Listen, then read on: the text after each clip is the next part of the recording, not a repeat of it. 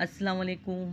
कैसे हैं आप लोग? उम्मीद करती हूँ बहुत अच्छे होंगे। आज मैं बना रही हूँ बहुत ही मज़ेदार सी मिर्ची टिकिया, और ये मिर्ची टिकिया बहुत ही टेस्टी और मज़ेदार होती हैं और फ़ायदेमंद भी बहुत होती हैं। तो चलते हैं रेसिपी की तरफ। रेसिपी पसंद आए तो वीडियो को शेयर एंड लाइक कमेंट्स करना नहीं भूलिएगा। जो न्यू है देखने वाले वो लाजमी लाजमी सब्सक्राइब ज़रूर कीजिएगा। और अगर वीडियो में कोई मसला हो या कुछ भी हो तो आप लोग ज़रूर बताया करें कमेंट्स करके। तो यहाँ पर मैंने लिया है 1.5 कप है ये मैदा। आप अपने घर का कोई भी ग्लास कप उसको यानी कि उसको यूज़ कर सकते हैं। तो यहाँ पर मैंने 1.5 कप लिया है मैदा, और ये देखिए 1 कप भर के पिसी हुई चीनी ली है। चीनी को पीस लिया और उसको 1 कप भर के लिया, और यहाँ पर मैंने 1/4 चम्मच पिसी हुई इलायची ली है। ये देखिए मैंने चीनी के ऊपर ही डाल दी थी इसको, क्योंकि बारीक पिसी है मैंने, देखें 1/4 चम्मच है तक, यानी कि टीस्पून जो होता है ना वो हाफ़ चम्मच यानी कि। अच्छा, यहाँ पर मैंने हाफ़ कप ली है सूजी।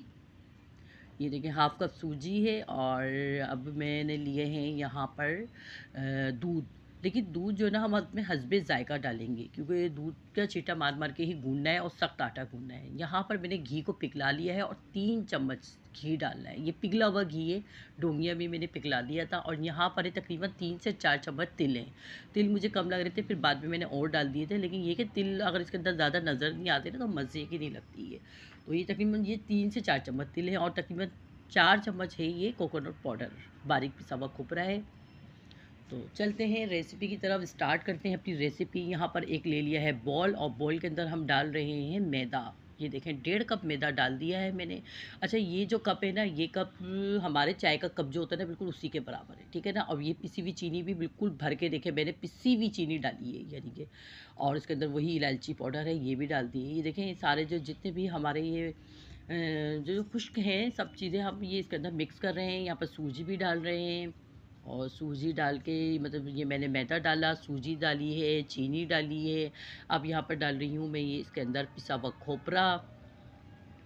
पिसा हुआ खोपरे के बाद हम डाल रहे हैं इसके अंदर तिल, वाइट वाले तिल डाल रहे हैं, और विद वाइट वाले तिल डाल के और फिर अच्छे से करेंगे इसको मिक्स।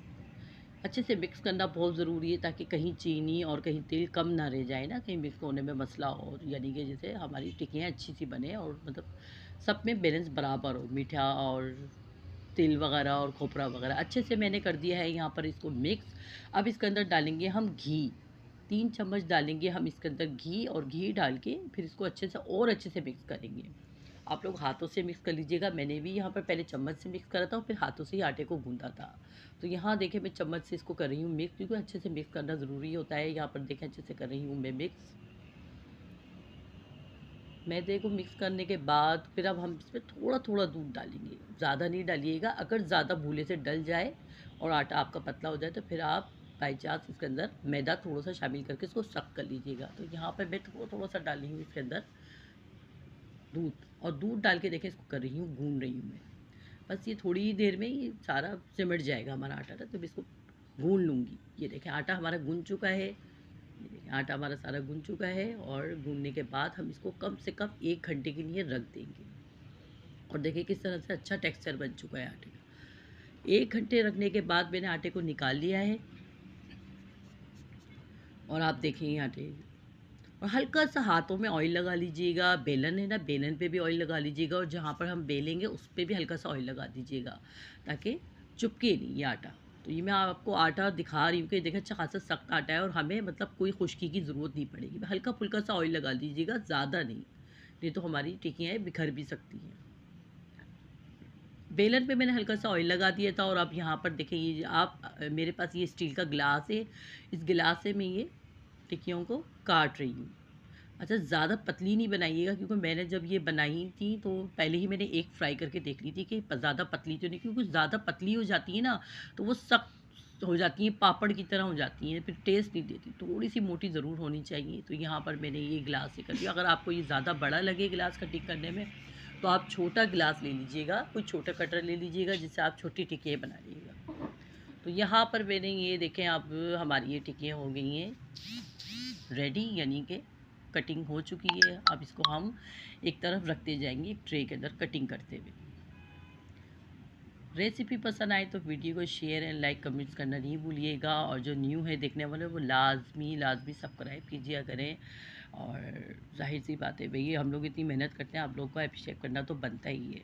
तो यहाँ पर देखें, मेरी सारी जो टिक्कियाँ थी ना वो कटिंग कर ली है। अब हम करते हैं इसको फ्राई।